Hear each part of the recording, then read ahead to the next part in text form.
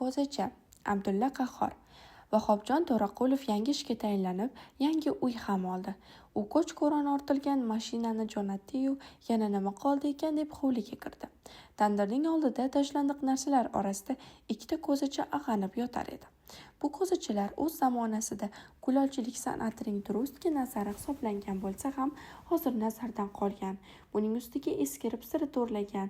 Shuning uchun To'raqulovning xotini yangi uyga munosib ko'rmay tashlab ketgandi. To'raqulov allanechuk mung'ayib yotgan ko'zachalarga rahmi kelganday bo'ldi-yu, ikkalasini ham qo'ltig'iga qisib jo'nadi. To'raqulov guzardagi choyxona oldida o'tib ketayotganida ikki kishi irg'ib so'ridan tushdi.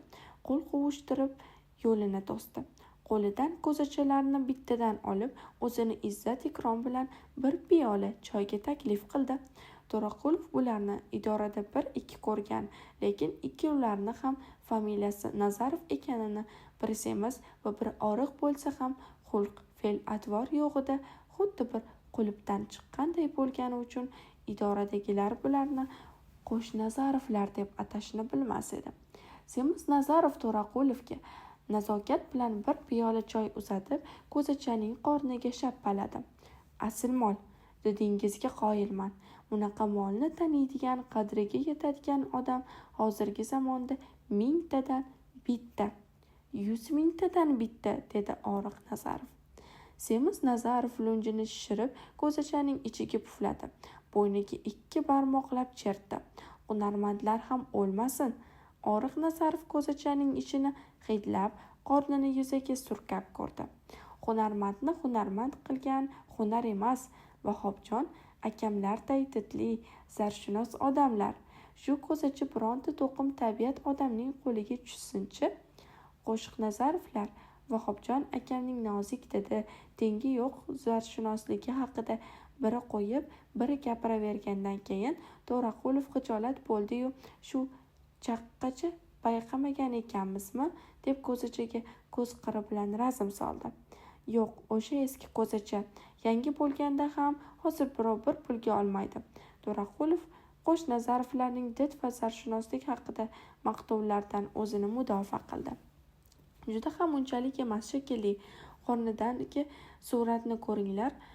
Qo'tos desang cho'chqaga o'xshaydi, cho'chqa desang qo'tosga o'xshaydi. Bu gap Qo'shnazarovlar nemashaqqat bilan so'zlayotgan torni uzganday bo'ldi. Semiz Nazarov bir palla nokka o'xshagan qornini silkitib kuldi.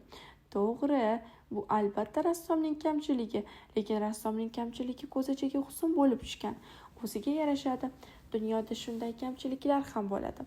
Oriq Nazarov suratga hurgan tovuqday bir nazar tashlaganidan keyin bo'ynini ichiga tortib, iyagini bir tomonga chiqarib, ko'changdan bir tovush bilan To'raqulovning nozik did va baland tabiatini uning o'zidan mudofaa qildi. Menimcha ham bu har qalay kamchilik emas, balki ko'zachaning yutug'i. Suratning notayin bo'lishi kishini o'ylashga, har xil taxminlar qilishga, aql ishlatishga majbur qiladi. Ko'zachaning menga yoqqan tomonlaridan biri ham shu. Semiz Nazarov To'raqulovning yelkasiga qo'lini tashladi. Vahobjon akam bizni sinayotibdilar. Yaxshi rahbar shunaqa bo'ladi. Qo'l ostidagi odamlarni har tomondan titkilab ko'radi. Shundan keyin To'raqulov o'ylab qoldi. Bular ko'zachani bahona qilib menga katta-katta suyaklar tashlab yotibdi-ku. Idora boshlig'i tupursa tupugini yerga tushirmaydigan odamlarga o'xshaydi. Oriq Nazarov ko'zachani 3 barmoq bilan ko'tarib, bir narsa demoqchi bo'lganida To'raqulov so'z qotdi. Durust, sizlarning ham didlaring joyida ekan. Idorangda shunday didlik odamlar bo'lsa, yuking yerida qolmaydi. Shu ko'zachalarni yangiligida talay pulga olgan edik. Semiz Nazarov shoshib so'z qistirdi. Dutor, vino, mana shunaqa narsalarning eskisi yaxshi bo'ladi. Balla, otangizga rahmat, dedi To'raqulov. Shularni bizga pullab bersalaring juda xursand bo'lardik. Kamxarjroqmiz. Qo'shnazarovlar hang-mang bo'lib qolishdi va ikkovi baravar qanchaga deb so'radi. Sizlar turganda men baho qo'ysam qandoq bo'ladi? Yangiligida har birini 500 so'mdan olgan edik. 20 yil bo'ldi. Har yili 25 so'mdan eskirganda ham tan narxi bilan 1000 so'mdan bo'larmikin? Oshig'i sizlarniki. To'raqulov shunday dedi-yu, ko'zachalarni ikkovini qo'liga bittadan tutqazib turdi ketdi. Qo'shnazarovlar uning ketidan qarab qolaverishdi.